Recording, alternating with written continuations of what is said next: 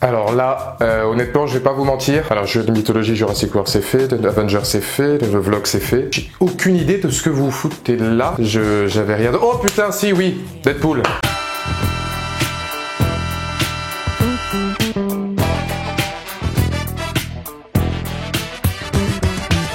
Bonjour à toutes et à tous, c'est Valou et bienvenue pour cette toute nouvelle vidéo, cette toute nouvelle critique consacrée à putain oui, je suis grave à la bourre. Ou plus sérieusement à la critique de Deadpool 2, un film de David Leitch avec, comme toujours, comme d'habitude, qui reprend son rôle de Deadpool, Ryan Reynolds. Et avant de commencer cette vidéo, je voulais juste vous tenir au courant d'un petit projet qui va se faire dans pas longtemps. Du 3 juin au 1er juillet, vous pouvez retrouver sur une web radio, donc sur la radio, puisque j'ai été contacté par Ben Benjamin, un animateur radio dont vous trouverez toutes les informations dans la description ci-dessous, pour justement célébrer la fête du cinéma. C'est quelque chose qui lui tenait à cœur, donc je serai pas tout seul dans le projet. Ce sera des critiques de films des années 2017 et 2018. Alors vous retrouverez donc moi en tant que chroniqueur, mais il y aura aussi Ivan, il y aura aussi Reg, il y aura en gros tout le CCU, les cousins, critiques masquées et aussi Mr. Clapman. Pour faire la critique, voilà, ce sera des épisodes, je crois, tous les soirs de 15-20 minutes où vous retrouverez les chroniques de plusieurs films qui sont déjà sortis. J'ai été contacté pour Jurassic World 2 Fallen Kingdom, vous vous doutez bien que je ne pouvais pas dire non. Donc je vous laisse tous les endroits où vous pourrez nous retrouver et tous les endroits où ça se passe dans la description juste là. Mais revenons à la critique de Deadpool 2. Donc j'ai 2 semaines et demie de retard, ça a été très compliqué de ne rien me spoiler. Et honnêtement,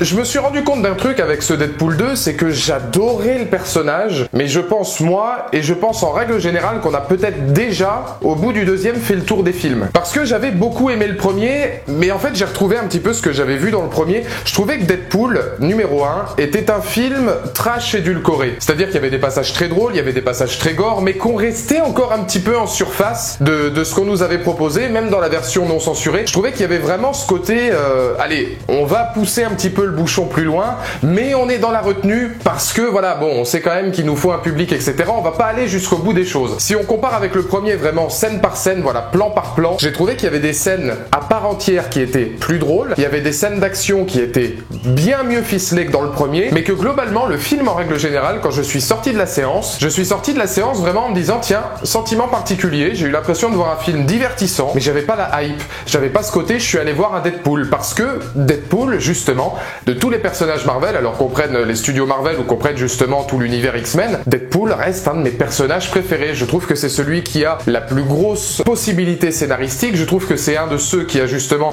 le meilleur background, le meilleur bagouk, qui peut servir justement dans cet univers à part entière, mais en tant qu'entité filmique, peut-être qu'on a déjà trouvé le seuil de fin des Deadpool. Alors évidemment cette vidéo sera avec spoiler, parce qu'après 3 semaines, je pense qu'il y a beaucoup de gens qui ont vu le film. J'ai beaucoup aimé l'humour qu'il y a sur certaines scènes, notamment 3, que j'appelle un peu de l'humour à répétition, voire de l'humour jusqu'à la consternation, c'est-à-dire c'est de l'humour consterné, c'est que tu regardes ce que t'as en face des yeux et ils vont tellement loin, ils vont tellement loin et ils se répètent encore et encore que oui, forcément tu trouves ça drôle, mais c'est de l'humour consterné, c'est-à-dire qu'à la longue, ouais, tu rigoles nerveusement parce que putain, mais où est-ce qu'ils vont s'arrêter? Il y a 3 scènes pour moi qui le représentent très bien, c'est la descente justement en avion, donc de Deadpool avec toute sa X-Force, où tous les personnages que tu viens de rencontrer 3 minutes avant meurent, mais d'une façon tous les plus cons les uns que les autres, avec les réactions de Deadpool à chaque fois, qui lui croit en sa X-Force, il est vraiment convaincu qu'il tient quelque chose, et c'est ça qui rend le personnage attachant au final, et c'est ça qui rend justement tous ces gags vraiment bien, c'est que tu pars justement de situations humoristiques qui concernent uniquement Deadpool,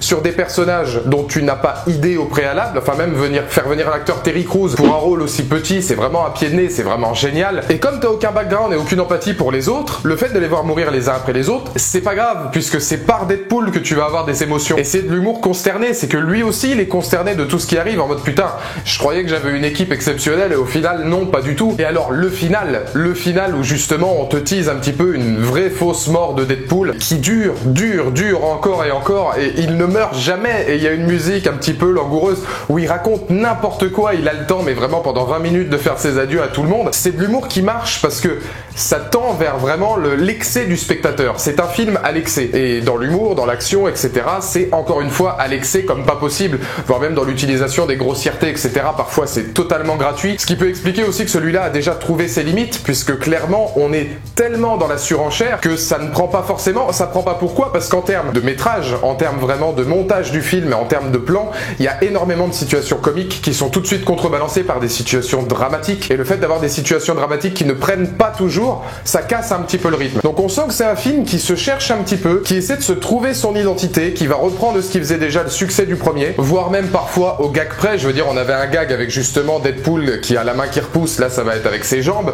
On a le générique qui alors est vraiment très bien ficelé mais qui rappelle le générique du premier, avec encore une fois réalisé par un connard, produit par celui qui a tué le chien de John Wick. David Leitch, le réalisateur, c'est que son troisième film, il avait fait John Wick et Atomic Blonde, bon, qui étaient quand même des succès non seulement au box-office mais aussi critiques, ça reste des bons films. Donc là tu lui donnes Deadpool 2, tu sais plus ou moins dans quel cast tu vas aller. Il va orienter son film vers l'action, notamment une scène de course-poursuite justement où tu vas rencontrer le fléau avec Deadpool qui va se battre contre Cable. Cette scène-là est très très bien mise en scène, ça va à 2000 à l'heure. On sent qu'ils ont mis un côté action évident, tu revois du John Wick, tu revois un petit peu la filmographie en termes des scènes de combat, même en termes des chorégraphies de combat qu'il peut y avoir entre Deadpool et Cable. Tout ça est bien plus orchestré, bien mieux organisé que dans le premier, plus efficace, c'est plus professionnel, t'as l'impression limite, parce qu'il y a la patte du réalisateur. Mais les moments dramatiques, parfois à outrance, pourtant c'est dommage parce que je trouve que en termes de scénario, même si ça tient sur un timbre, l'histoire principale, Cable qui vient justement du futur pour tuer un enfant qui va probablement tuer tout le monde dans le futur, ça tient sur un timbre. Deadpool qui se trouve un peu une humanité, ça tient sur un timbre. Mais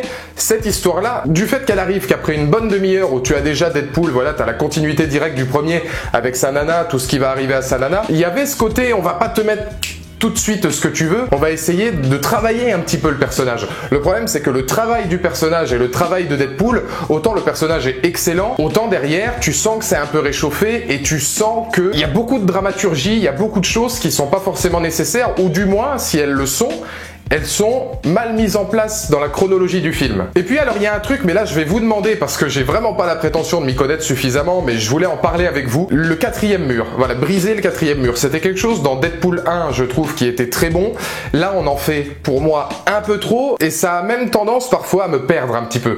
C'est-à-dire qu'on va commencer par exemple le film sur la mort de Logan, puisque justement, il a brisé le quatrième mur sur ce film-là. Or, Logan est censé se passer longtemps après les événements de Deadpool 2. On te montre à un moment donné un petit caméo qui reste sympathique des X-Men. Alors j'ai même reconnu James McAvoy sur sa chaise, etc. Alors je me prends sûrement la tête pour pas grand chose et c'est pour ça que je vous demande surtout votre avis. C'est pas une critique, c'est plus mon ressenti à chaud. Jusqu'à la scène post-générique. Alors la scène post-générique qui est vraiment, elle, très fun parce qu'on sent que là pour le coup c'est plus Ryan Reynolds qui se fait plaisir. Je sais qu'en général Deadpool c'est vraiment un gros troll et sur l'univers Marvel et sur l'univers de la Fox et sur n'importe quoi. J'étais un peu paumé sur vraiment tout un tas encore une fois de surenchères alors que pourtant des références on en a à foison. Et là ce qui est intéressant, c'est qu'on va en avoir à l'univers des Marvel Studios, on va avoir Thanos, on va avoir Black Panther, on va avoir Hawkeye, enfin il y a même des références à DC Comics qui sont vraiment bien choisies. Et puis au niveau des personnages, voilà, on a toujours ce côté un petit peu décalé qui est vachement intéressant, que ce soit sur Deadpool qui récite encore ses gammes mais qui se trouve une humanité. Ce que je trouve très intéressant dans le film Deadpool,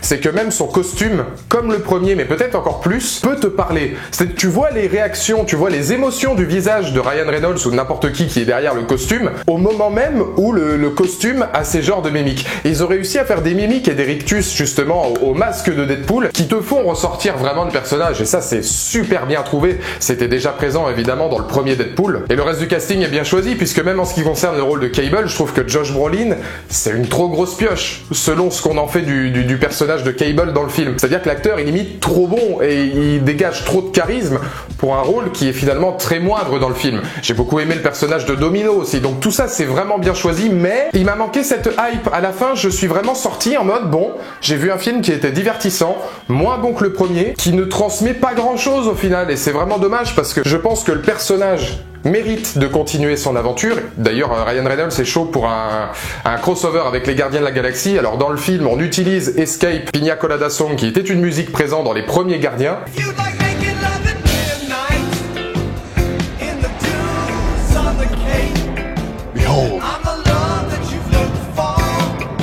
Donc comme quoi il y aura peut-être qu'un pas entre les deux. Moi je pense, et c'est ma conclusion finalement de cette critique, que le personnage de Deadpool mérite de continuer l'aventure et de rester dans l'univers, que ce soit Marvel Studios ou dans la Fox, mais qu'à mon avis, un film Deadpool, on a déjà, malheureusement, au bout du deuxième, exploité le filon, parce que c'est de la redite, parce que c'est réchauffé, et parce que ce qu'on nous a proposé là n'est peut-être pas suffisant pour en faire un troisième, et le film, je pense, n'a même pas cette prétention. Et alors c'est vraiment dommage, parce que on a beaucoup parlé de la promotion du film, il y a beaucoup de gens qui disaient que la promotion était peut-être même parfois meilleure que le film en lui-même. C'est vrai que la promotion avait été géniale, avec, bon, moi j'avais adoré le passage avec David Beckham, beaucoup ont parlé de Céline Dion, le film a eu une promo immense, quasiment tout part de Ryan Reynolds, il a vraiment cru en son personnage, il est Deadpool, et rien que pour Ryan Reynolds, qui a mis vraiment son cœur, qui a mis ses tripes sur la table, qui a vraiment quelque chose de même pas égomaniaque, c'est juste vraiment artistique, et on sent qu'il aime ça, on sent qu'il se donne à fond, on sent vraiment qu'il aime Deadpool.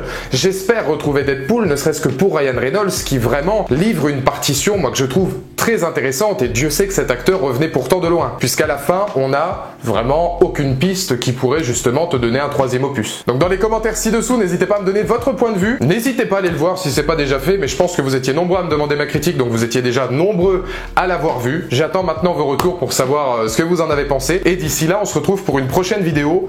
Oh bah il y a Jurassic World qui va arriver, donc là c'est vrai que bon...